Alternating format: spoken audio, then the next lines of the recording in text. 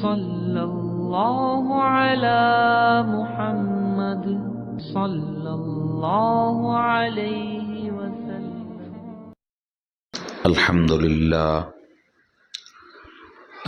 للہ نحمده ونستعینه ونستغفره ونؤمن به ونتوکل علیہ ونعوذ باللہ من شرور انفسنا ومن سیئات اعمالنا من يهده اللہ فلا مضل له ومن يضلل فلا هادی له ونشهد أن لا إله إلا الله وحده لا شريك له ونشهد أن سيدنا ونبينا ومولانا محمدا عبده ورسوله أرسله الله تعالى بالحق بشيرا ونذيرا وداعيا إلى الله بإذنه وسراجا منيرا أما بعد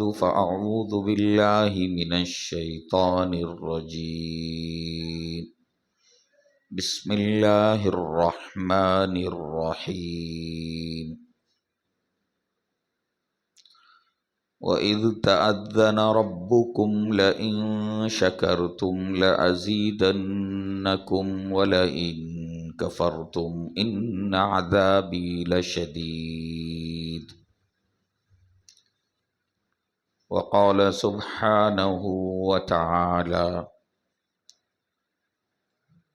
إنما يوفى الصابرون أجرهم بغير حساب وقال سبحانه وتعالى وإذا سألك عبادي عني فإني قريب أجيب دعوة الداع إذا دعان فليستجيبوا لي وليؤمنوا بي لعلهم يرشدون سبحان ربك رب العزة عما يصفون وسلام على المرسلين والحمد لله رب العالمين اللهم صل على سيدنا محمد وعلى آل سيدنا محمد وبارك وسلم اللهم صل على سيدنا محمد وعلى آل سيدنا محمد وبارك وسلم اللهم صل على سيدنا محمد وعلى آل سيدنا محمد وبارك وسلم۔ قابل احترام معزز دینی بھائیوں، بزرگوں اور پس پردہ سننے والی خواتین، مائیں بہنیں،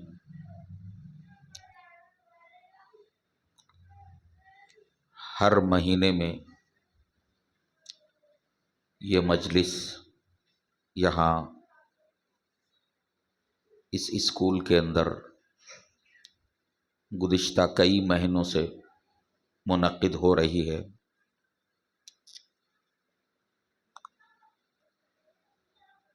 اس مجلس کے بارے میں ساتھیوں کو چند باتیں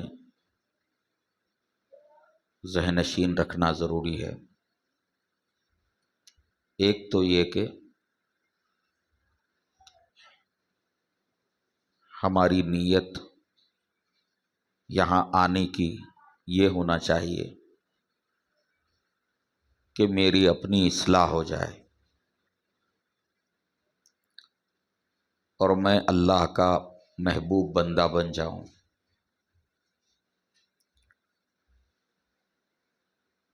ہر چھوٹے بڑے کی یہ نیت ہونا چاہیے۔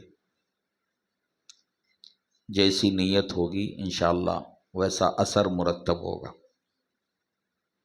ماؤں بہنوں کو بھی یہی ارادہ لے کر آنا چاہیے۔ دوسرے، یہ صرف واعظ و نصیحت کی مجلس نہیں ہے، یہ مختصر وقت کا ایک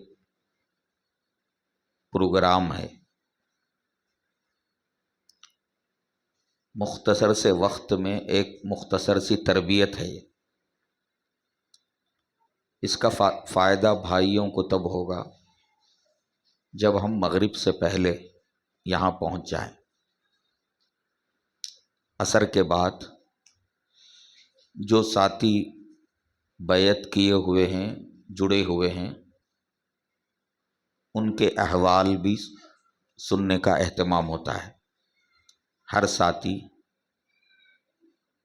اپنے احوال سنائیں، معمولات کی پابندی ہو رہی نہیں ہو رہی، اور اپنی زندگی میں کتنی تبدیلی آ رہی ہے، گناہوں سے بچنے کا اہتمام ہو رہا نہیں ہو رہا،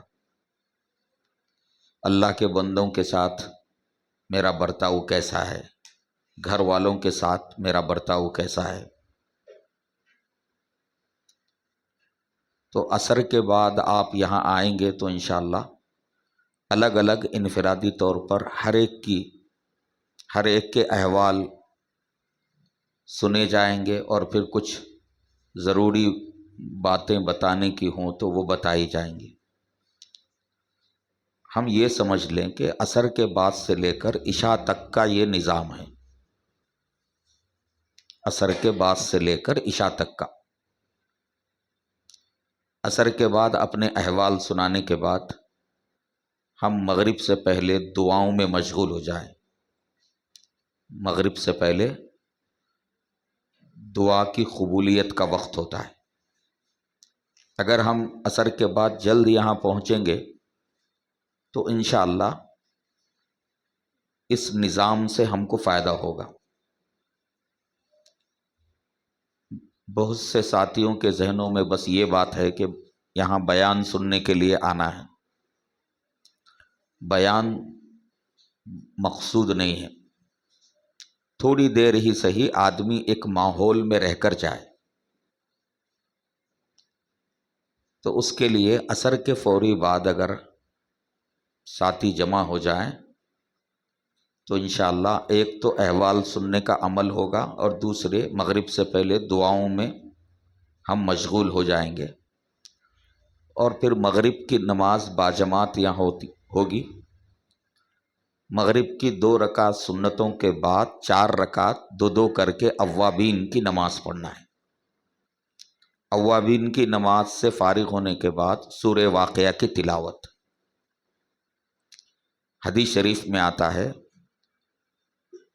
مغرب اور عشاء کے درمیان سورہ واقعہ کی تلاوت سے اللہ تعالیٰ کبھی فاقے کی نوبت نہیں لائیں گے، گھروں میں برکت ہوگی۔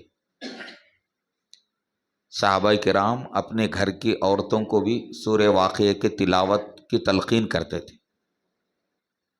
تو یہاں تو کرنا ہی ہے، لیکن ویسے بھی روزانہ مغرب کے بعد ہم سورہ واقعہ کی تلاوت کرنے والے بن جائیں۔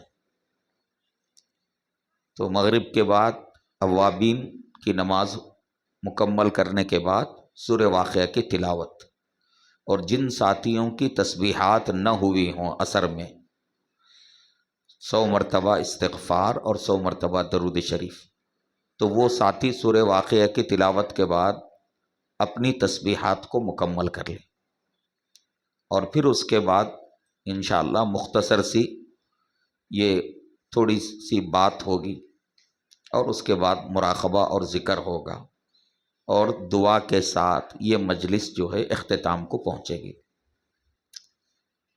ہماری کوشش یہ ہونی چاہیے جب ہم وقت نکال کر آ رہے ہیں تو ہمارا آنا ہمارے حق میں بہتر ہو، فائدہ مند ہو، دنیا میں بھی اور آخرت میں بھی۔ ویسے تو دین کی باتیں سننے کا ہم کو 12 موقع ملتا ہے، جلسوں میں جانا ہوتا ہے، لیکن یہ صرف بیان اور واعظ نہیں ہے۔ یہاں عصر سے لے کر عشاء تک پورا وقت ہم دیں گے تو انشاءاللہ ہمیں فائدہ ہوگا۔ اور دوسری گزارش بھائیوں سے یہ بھی ہے، ماؤں سے بہنوں سے بھی ہے کہ ہر بندہ آئندہ ماہ کی مجلس میں اپنے ساتھ ایک اور بندے کو لے آئے۔ ہر ساتھی یہ فکر کرے کہ میں ایک کو کم سے کم تشکیل کر کے لے آؤں گا۔ یہ جو نوجوان بچے ہیں یہ بھی جو ہے ایک اپنے دوست کو کسی کو لے آئیں۔ جب ہر ساتھی ایک کو لے آئیں گے تو انشاءاللہ ابھی جتنے لوگ ہیں اس کے دگنا ہو جائیں گے۔ مائیں بہنیں بھی اس کی کوشش کریں۔ یہ جو گنجان آبادی ہے یہاں، اس گنجان آبادی کے اندر مسلمانوں کی بڑی تعداد ہے، خواتین کی بڑی تعداد ہے، اور گھر کے عورتوں کو عام طور پر دین کی باتیں سننے کے مواقع کم آتے، اور جب آدمی دین کی باتیں کم سنے گا تو پھر اس کے اندر دین کی فکر نہیں آئے گی۔ آدمی کے اندر عمل کا جذبہ اور دین کی فکر کب آئے گی؟ جب بار بار دین کی باتیں سنتا رہے گا۔ اس لیے ان باتوں کا انشاءاللہ آئندہ جو ہے نا خیال کریں، اور یہ بات بھی آپ حضرات کے ذہن میں ہونا چاہیے کہ یہاں ہر اتوار کو، کون سے وقت؟ ہر اتوار کو بعد نماز مغرب یہیں پہ؟ اچھا، اگر یہاں ہو تو میں سمجھتا ہوں آسانی ہوتی۔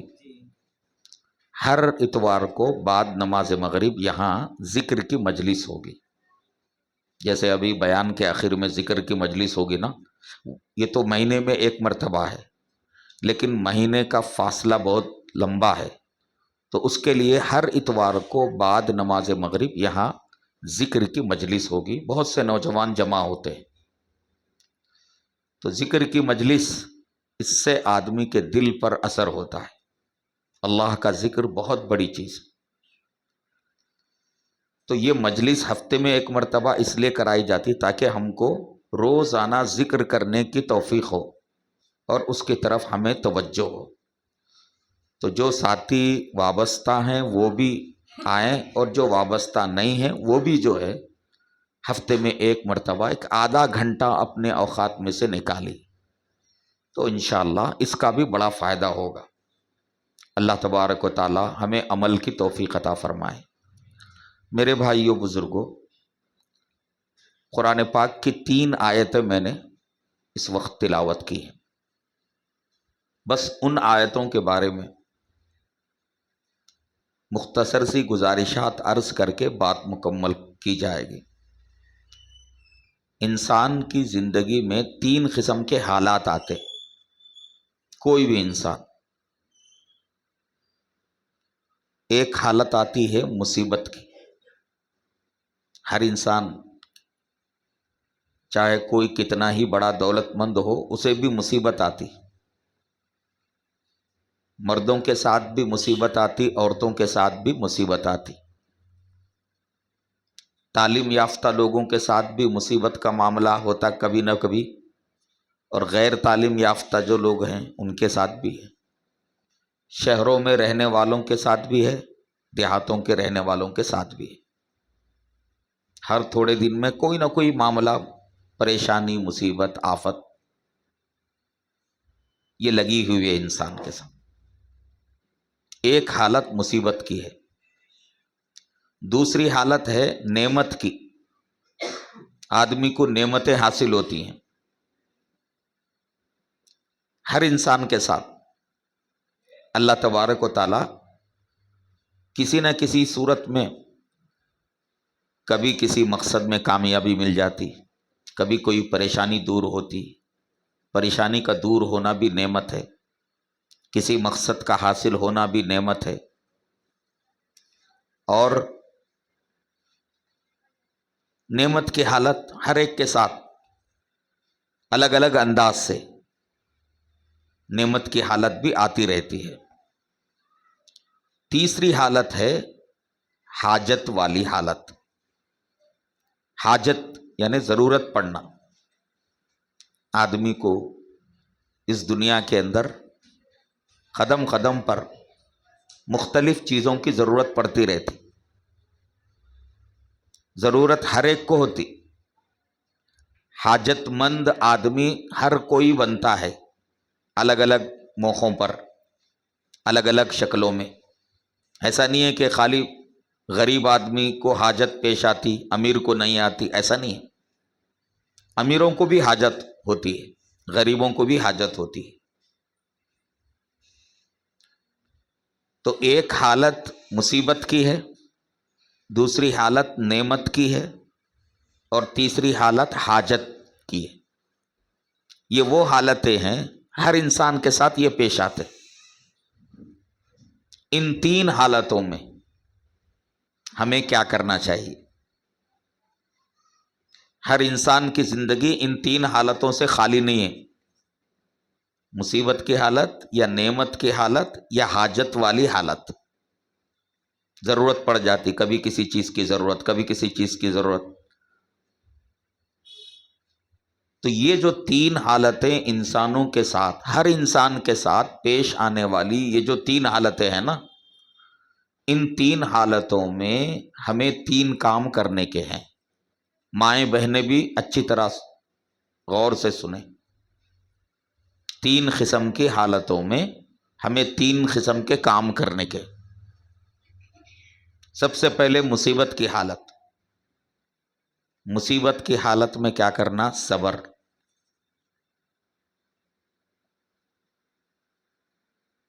میرے بھائیو بزرگوں، یاد رکھو، اگر یہ باتیں ہماری سمجھ میں آئیں تو ہمیں زندگی گزارنے کا سلیقہ آ جائے گا۔ آج لوگ جو پریشان ہیں نا، اسی لیے پریشان ہیں۔ مصیبت کی حالت میں کیا کرنا ہے؟ صبر کرنا ہے۔ اللہ تعالیٰ نے کیا فرمایا؟ الذین وبشر الصابرین الذین اذا اصابتہم مصیبہ قالوا انا للہ وانا الیہ راجعون۔ اے ہمارے حبیب، آپ صبر کرنے والوں کو خوشخبری دیجئے۔ صبر کرنے والے کون ہیں؟ جب ان کو کوئی مصیبت آتی ہے تو وہ یوں کہتے ہیں انا للہ وانا الیہ راجعون، ہم اللہ ہی کے ہیں اور ہم کو اللہ ہی کی طرف جانا ہے۔ بڑی سی بڑی مصیبت کی انتہا کیا ہے بولیے؟ اللہ کی طرف جانا ہے نہیں؟ اور وہ جانا پہلے سے کیا ہے؟ طے۔ یہ بات اگر ہم سمجھیں تو میرے بھائیوں جینے کا سلیقہ آ جائے گا۔ پریشانیوں میں آدمی پریشان نہیں ہوگا۔ آج جس سے بھی ملیے وہ اپنا دکھڑا سناتا ہوا نظر آتا ہے، کیا مرد کیا عورتیں۔ آج ہماری حالت کیسی ہے؟ ہر کوئی آپ کو اپنا دکھڑا سناتا ہوا نظر آئے گا۔ مصیبت پر کیا کرنا ہے؟ صبر کرنا ہے۔ جب بھی مصیبت آئے، اللہ تعالیٰ مصیبت دور کرنے پر قدرت رکھتے ہیں، مگر انہوں خود کیا بول رہے؟ صبر کرو بول رہے۔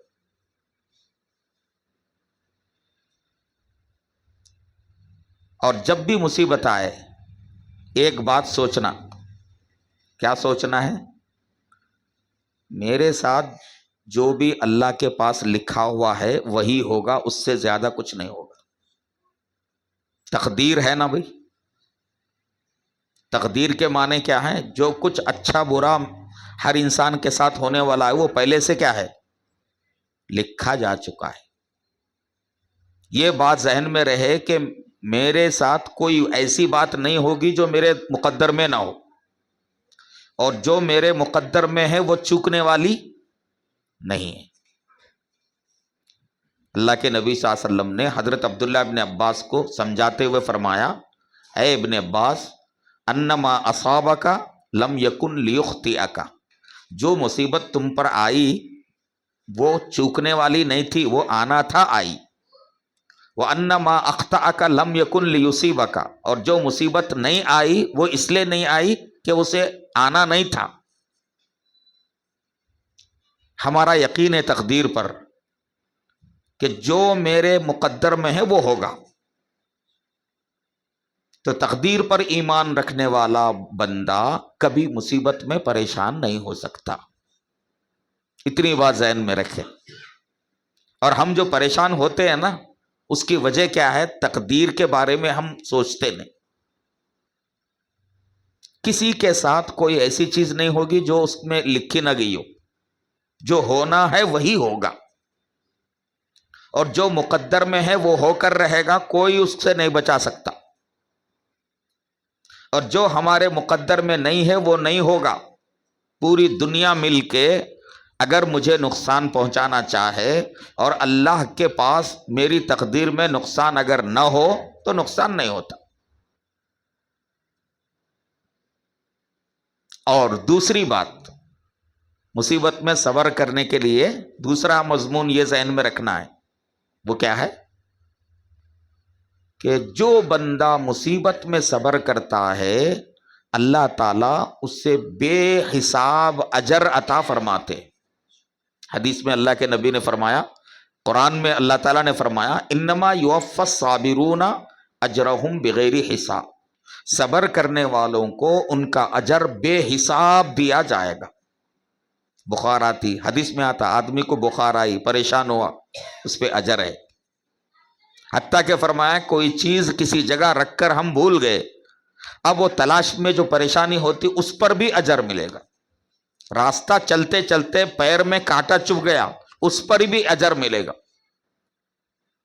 جب بندہ آنے والی مصیبتوں پر صبر کرے گا اللہ تعالیٰ اس کو اجر لکھتے جائیں گے، لکھتے جائیں گے، لکھتے جائیں گے.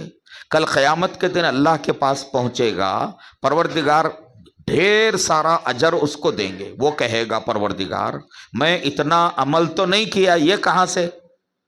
اللہ فرمائیں گے میرے بندے تو نے فلاں فلاں وقت تجھ پر مصیبت آئی، تو نے دعا بھی کی، میں نے تیری دعا دنیا میں قبول نہیں کیا اور اجر تیرا میں محفوظ رکھا، یہ اسی کا اجر ہے. تو میرے بھائیو جب ہمیں یہ پتا چلے گا کہ جو مصیبت ہمارے ساتھ آ رہی ہے وہ بیکار نہیں ہے، اس پر اجر ملنے والا ہے، تو مصیبت ہلکی ہوگی نہیں ہوگی؟ بہت ہلکی ہوگی. مصیبت کی حالت میں صبر کرنا. میرے بھائیو بزرگو، آج دنیا میں کیا ہو رہا ہے؟ لوگ جتنے پریشان ہو رہے بے صبری کی وجہ سے پریشان ہو رہے. گھر میں بے صبری، آفس میں بے صبری، کاروبار میں بے صبری، ملازمت کی جگہ بے صبری، بیوی بچوں کے ساتھ بے صبری. میاں بیوی کے تعلقات کب بگڑتے؟ جب دونوں بے صبرے ہوں یا دونوں میں سے ایک بے صبرا ہو. برداشت ہوگی تعلقات اچھے رہیں گے، برداشت نہیں ہوگی کچھ بھی کہہ دیں گے تعلقات میں بگاڑ آئے گا. اس لیے آپ دیکھیے قرآن پاک میں احادیث شریفہ میں بار بار صبر کے بارے میں بتایا گیا، صبر کی تلقین کی گئی. تو مصیبت کی حالت میں ہمیں صبر کرنا ہے، نمبر 1. دوسری حالت ہے نعمت والی حالت. آدمی کو نعمت والی حالت بار بار آتی رہتی. کبھی اللہ تعالیٰ اولاد دے کر خوش کرتا ہے، کبھی اللہ تعالیٰ روزی میں ترقی دے کر خوش کرتا ہے، کبھی اللہ تعالیٰ مقصد میں کامیابی عطا کر کے خوش کرتا ہے، کبھی اللہ تعالیٰ بیمار تھے، برسوں سے بیمار تھے، مہینوں سے بیمار تھے، اللہ نے اپنے فضل سے بیماری کو دور کیا. اللہ نے اپنے فضل سے بیماری کو دور کیا، اس سے اللہ تعالیٰ خوش کر دیتا ہے. ہر انسان کے ساتھ یہ بھی ہوتے رہتا. غریب سے غریب آدمی کے ساتھ بھی نعمت والی حالت آتی. تو نعمت والی صبر والی مصیبت والی حالت میں ہمیں صبر کرنا ہے. نعمت والی حالت میں کیا کرنا ہے؟ شکر کرنا ہے اللہ کا. یہ صبر اور شکر یہ 2 عنوان ہیں، اتنے بڑے عنوان ہیں. اللہ والے فرماتے ہیں کہ بھائی ان 2 عنوانوں کے اندر پورا دین آ جاتا ہے. نعمت والی حالت میں شکر کرنا. اور شکر کا معاملہ کیا ہے؟ آپ کو اللہ کی طرف سے نعمت ملی اور آپ نے اس پر اللہ کا شکر بجا لایا، تو اللہ کا ضابطہ یہ بتایا جا رہا ہے کہ اگر تم شکر کرو گے تو نہ صرف ہے کہ میں تمہاری نعمت کو باقی رکھوں گا بلکہ تمہاری نعمت میں اضافہ بھی کروں گا. لئن شکرتم لازیدنکم. لازیدنکم جو ہے نا بڑے زوردار انداز میں فرما رہے اللہ تعالیٰ، یقین دلانے کے لیے. لام تاکید بانون تاکید ثقیلہ، پورا پرزور جملہ، ضرور بالضرور میں تمہاری نعمتوں میں اضافہ کروں گا۔ کون بندہ ہے جو یہ نہیں چاہتا کہ جو نعمت مجھے حاصل ہے وہ رہے، باقی رہے، بلکہ اس میں اضافہ ہوتا رہے؟ ہم میں کا ہر بندہ چاہتا ہے۔ تو نعمت مثلا آنکھوں کی نعمت، ہر بندہ چاہتا ہے کہ بھائی میری آنکھوں کی بینائی باقی رہے، چاہتا نہیں چاہتا؟ اللہ نے صحت و تندرستی کی نعمت دی ہے، ہر بندہ چاہتا ہے کہ بھائی میں صحت مند تندرستی رہوں، ہے نا بھائی؟ اللہ تعالیٰ نے حلال روزی کا انتظام اللہ نے کر دیا، کاروبار چل رہا ہے یا ملازمت جو بھی چل رہی ہے، ہر بندہ چاہتا ہے کہ بھائی میری آمدنی کا جو ذریعہ ہے وہ اسی طرح سے باقی رہے، بلکہ اس میں اضافہ ہو۔ نعمتوں میں اگر اضافہ کروانا ہے تو اس کا طریقہ، اس کا نسخہ کیا ہے؟ شکر کرنا۔ نعمتوں میں اضافے کے لیے شکر کا طریقہ ہے۔ لوگ جو ہے غیر ضروری پریشان رہتے ہیں، ان کو یہ پتا نہیں ہے کہ بھائی اللہ کی نعمتیں جو مجھے ملی ہیں، یہ میری نعمتیں ختم نہ ہوں اور یہ میری نعمتیں بڑھتی چلی جائیں، تو اس کا نسخہ اللہ نے خود بتا دیا کہ تم میرا شکر کرو، میں تمہاری نعمتوں کو باقی بھی رکھوں گا اور پھر اس میں اضافہ بھی کروں گا۔ لیکن میرے بھائیوں، نعمتوں پر شکر کرنے کا مطلب کیا ہے؟ شکر کیا چیز ہے؟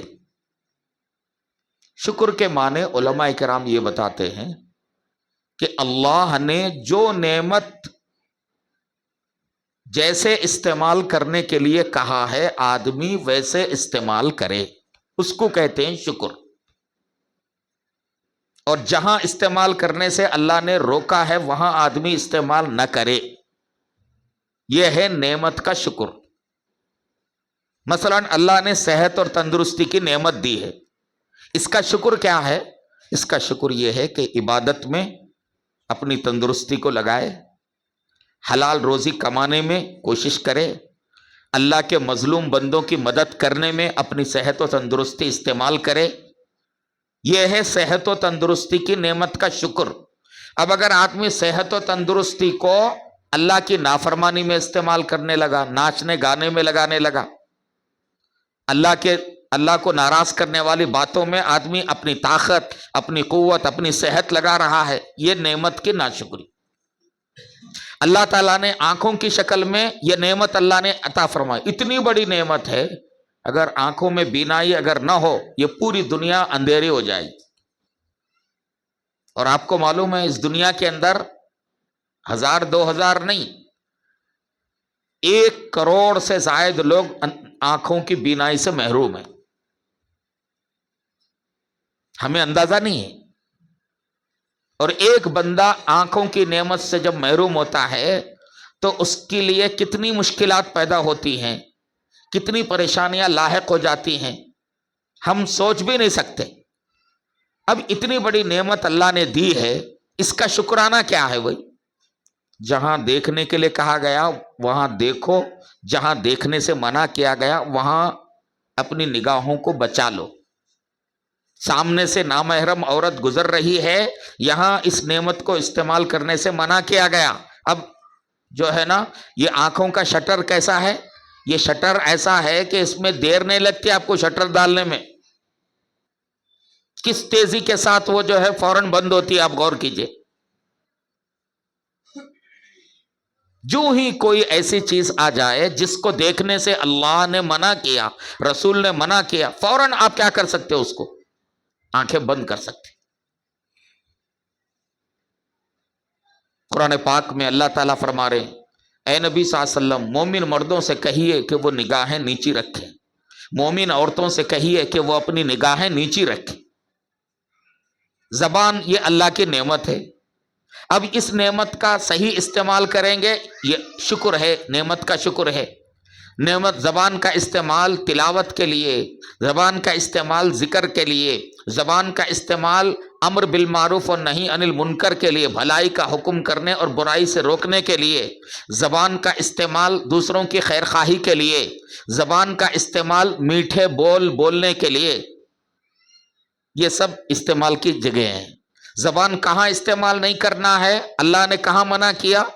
غیبت، دوسرے کی غیبت کرنے میں زبان نہیں استعمال کرنا، جھوٹ بولنے میں زبان استعمال نہیں کرنا، گالی گلوچ کرنے میں زبان استعمال نہیں کرنا، دوسروں کا دل دکھانے میں زبان استعمال نہیں کرنا۔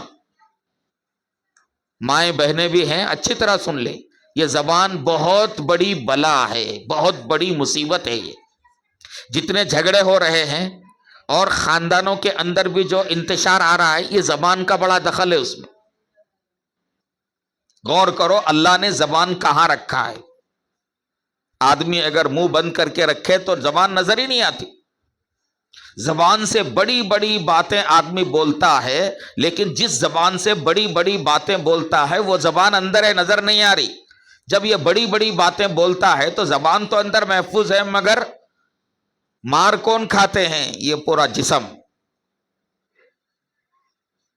جگہ جگہ جو ہے نا، آدمی جو ہے اپنی حیثیت سے بڑی بات کر دیا، سامنے والے کو غصہ آ گیا، پٹائی ہونے لگی، تو زبان تو اندر محفوظ ہے، سزا کون بھگت رہا؟ دوسرے اعضاء و جوارح۔ لوگ جو ہے نوجوان علماء کرام کے پاس آتے، مول صاحب غصے میں جو ہے نا طلاق طلاق طلاق طلاق بول دیا۔ یہ طلاق بول کے زبان سے جو لفظ نکل رہا نا، کتنا خطرناک ہو گیا، ختم، تعلق ختم۔ زبان سے بولے جانے والے بول، آدمی جان بوجھ کر اگر کفری یا کلمات ادا کر دیا کافر ہو جاتا۔ زبان ہی کے ذریعے سے آدمی کلمہ پڑھ لیتا ہے، ایمان میں داخل ہوتا ہے۔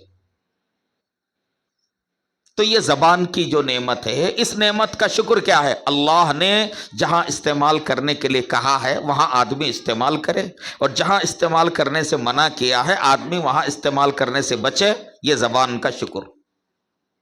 میرے بھائیو بزرگوں، اللہ نے دولت اللہ نے عطا فرمائی، یہ اللہ کی نعمت ہے، بہت بڑی نعمت ہے جس سے ہماری ضرورتیں پوری ہو رہی ہیں۔ اب اس دولت کو اللہ نے جہاں استعمال کرنے کے لیے کہا وہاں استعمال کرنا ہے۔ نیکی کے کاموں میں دولت استعمال کرنا ہے، ضرورت مندوں کی مدد میں دولت استعمال کرنا ہے، دین کے کاموں میں دولت استعمال کرنا ہے، صدقہ خیرات میں دولت استعمال کرنا ہے، اپنے رشتہ داروں کی مدد میں دولت استعمال کرنا ہے، غریبوں کی مدد میں دولت استعمال کرنا ہے۔ بے شمار چیزیں ہیں جو دولت استعمال کرنے کے ہیں۔ اللہ یہ اس نعمت کی شکر گزاری ہے۔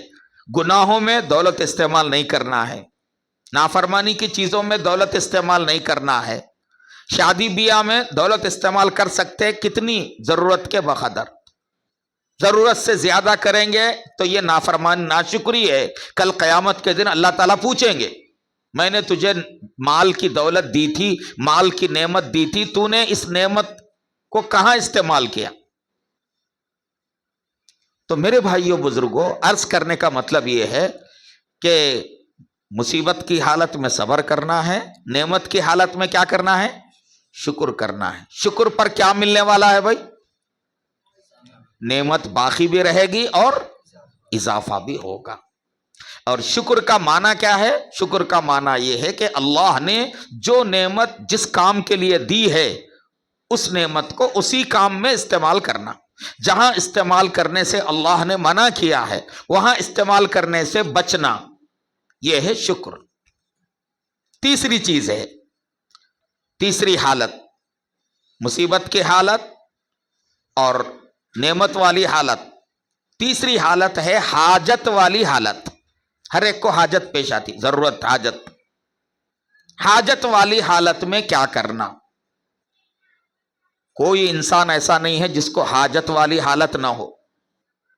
حاجت چھوٹے کو بھی آتی ہے، بڑے کو بھی آتی ہے، امیر بھی جو ہے نا حاجت مند ہوتا ہے، غریب بھی حاجت مند ہوتا ہے، پڑھا لکھا بھی ہوتا ہے، ان پڑھ بھی ہوتا ہے، حکمراں بھی ہوتا ہے، عام آدمی بھی حاجت مند ہو جاتا ہے۔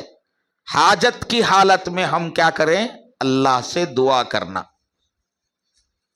کوئی بھی حاجت اگر ہم کو پیش آ جائے، کس سے مانگنا ہے؟ اللہ تعالیٰ سے مانگنا۔ کوئی بھی ضرورت، ابھی فرض کیجئے یہاں بیٹھے بیٹھے کسی ساتھی کو جو ہے نا بخار محسوس ہوئی اور اندازہ ہو رہا ہے کہ بھائی جسم کے اندر جو ہے نا گرمی ہو رہی ہے اور اندازہ ہو رہا ہے کہ بھئی میرے کو بخار آنے والی ہے، ہمارا ذہن فوراً کدھر جاتا؟ ڈاکٹر کی طرف جاتا، دواخانے کی طرف جاتا۔ کون سا دواخانہ، کون سا ڈاکٹر ہے؟ پہلے ذہن کدھر جانا؟ اللہ تعالیٰ کی طرف جانا۔ حاجت والی حالت ہے نا، حاجت والی حالت میں فوراً پہلے ذہن اللہ کی طرف جانا کہ اللہ پاک مجھے اس بیماری سے شفا عطا فرما، اس کے بعد ڈاکٹر کے پاس جانا۔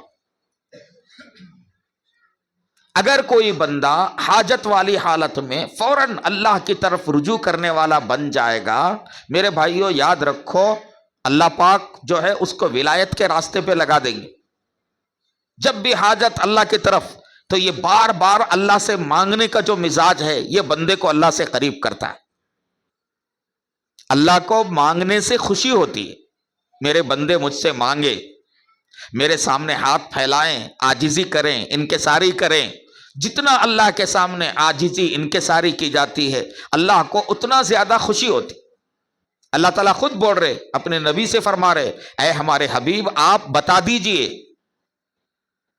وَإِذَا سَأَلَكَ عِبَادِي عَنِّي، میرے بندے جب آپ میرے بارے میں پوچھیں، اللہ فرما رہے میرے بندے جب آپ سے میرے بارے میں پوچھیں تو آپ میرے بندوں کو بتا دیجئے کہ فَإِنِّي قریب، میں ان سے بہت قریب ہوں، اجیب دعوت الداعی، پکارنے والے کی پکار کو میں سنتا ہوں۔ تو میرے بھائیو اب حاجت والی حالت میں ہم دعا کر رہے ہیں، تو دعا کرنے میں ایک بات ذہن میں رکھنا ہے، وہ کیا ہے؟ دعا کا مطلب مانگنا اللہ سے۔ یہ مانگنے سے اللہ کب دیں گے؟ جب ہم ان کی فرما برداری کریں گے۔ دعا کر رہے مجھے یہ ہونا یہ ہونا یہ ہونا، مگر اپنی زندگی کیسی ہے؟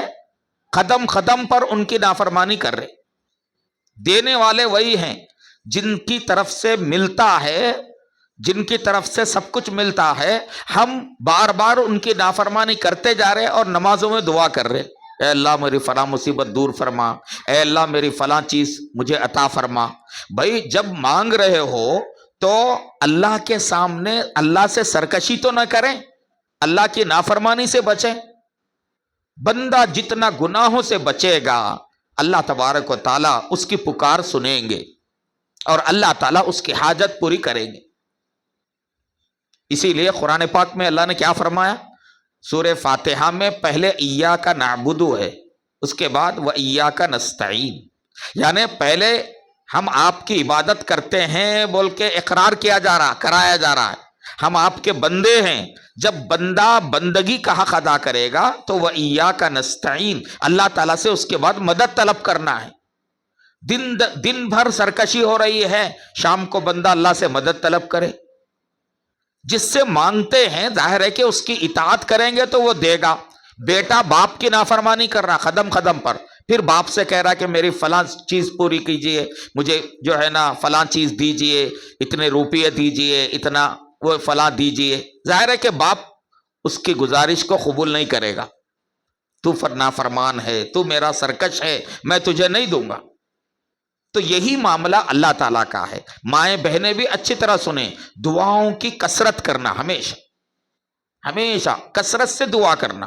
فرض نمازوں کے بعد خالی برائے نام رٹی رٹائی دعائیں کر کے جلدی اٹھنا نہیں ہے، بلکہ اہتمام کے ساتھ اللہ کی طرف متوجہ ہو کر۔ ایک ہوتا ہے دعا کرنا اور ایک ہوتا ہے دعا پڑھنا۔